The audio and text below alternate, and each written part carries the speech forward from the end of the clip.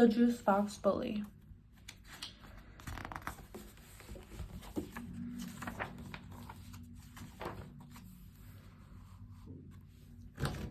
As Pete stood in front of his new class, Mr. Plester announced, "Let's welcome Pete to our class. Pete, you will be sitting behind Ralph." Settling into a seat, Pete pulled his hat down over his head so that only his eyes can be seen.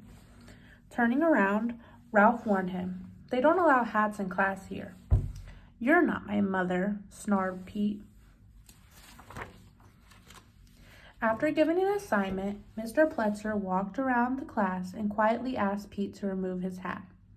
Once he walked away, Pete poked Ralph. "Thanks a lot," he growled. Later that day at recess, Pete didn't ask to join the soccer game. Instead, he watched. "Hi, Pete," Ralph said. "Do you want to get into the game?" "Not with those nerds," Pete replied. "I don't like those kids." "What do you want to do?" asked Ralph. Pete smiled spitefully. "Let's steal the ball. We're bigger than them. We can have our own game." "I don't think so," answered Ralph. "That's not how we do things around here." "Then I'll do it myself," taunted Pete, "if you're so afraid."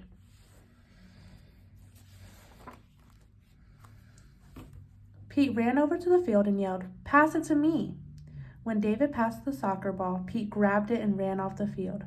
"What's going on?" shouted David. Pete didn't answer. He ran faster and faster, then turned and waved the ball in the air. At first, the kid just stood there. Then they huddled together before walking over to Pete. Ruby and Lucy led the way.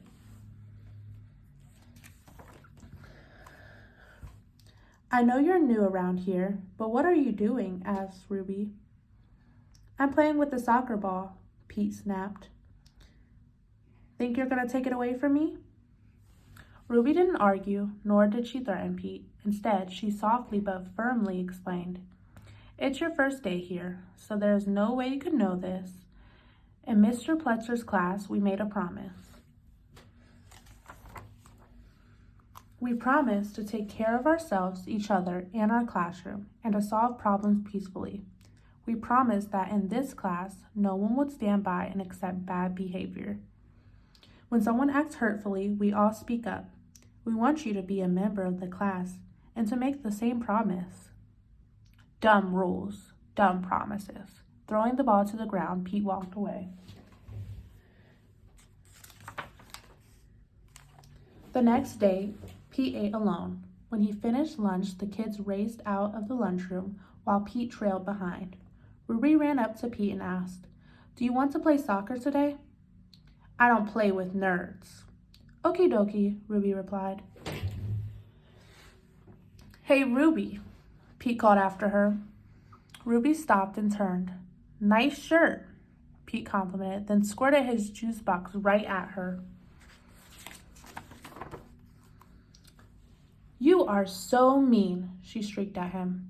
"I'll tell everyone how mean you are. You won't have any friends here." By now, Ralph, David, and some others had come up to them. "Ruby, I won't let you do that," Ralph said clearly. "Remember our promise?" "I don't want to remember the promise. Look what he did. We'll ignore him forever until he leaves this school and goes back to his old school," Ruby demanded. Ralph walked between Ruby and Pete.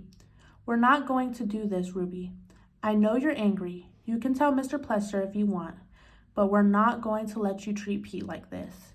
And we won't put up with his bad behavior either." Ruby stomped away, leaving Pete and Ralph behind. "No one's ever done that before," Pete said. "Why'd you stand up for me?" "I've been in your shoes, and I've learned being a bully doesn't work."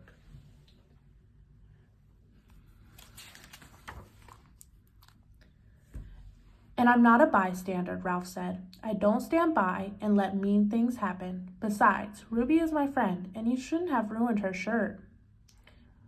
"Won't the other kids be mad at you for sticking up for me?" Pete asked. "No way. They all made the same promise. We talked about it for a long time with Mr. Pletzer, and every kid here tries to keep that promise. At my old school, I got picked on all the time, Pete said. Everybody just let it happen, so I started to tease kids before they could be mean to me.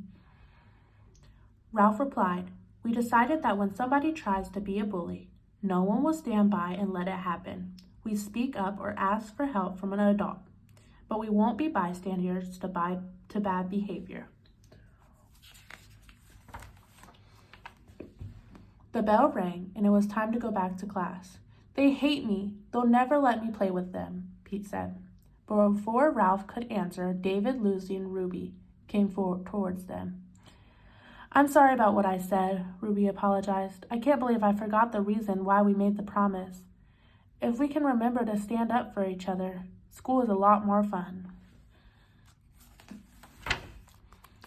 "Wow, the kids are way different than at my other school," Pete said. "Maybe I'll give this promise thing a try." "Great, let's go talk to Mr. Pletzer," said Ruby. "Hey, Ruby, sorry about your shirt," Pete added. Ruby smiled. "No worries. I kind of like this new look." Everyone laughed as Pete and Ruby led the way into class.